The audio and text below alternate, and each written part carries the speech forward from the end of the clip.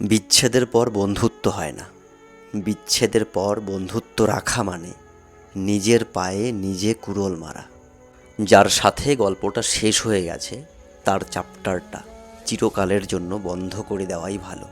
বিচ্ছেদের পরেও যারা বন্ধুত্ব বা খোঁজ রাখেন তারা আসলে নিজের অজান্তেই নিজের পায়ে নিজে কুড়োল মারছেন।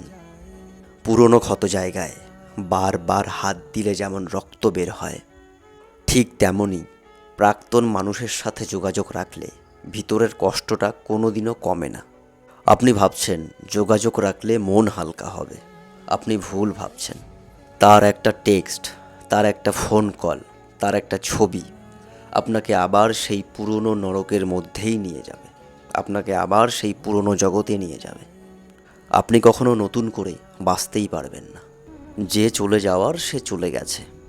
জোর করে কাচের টুকরো জোড়া লাগাতে গেলে নিজের হাতটাই কাটবে, মন আর জোড়াবে না।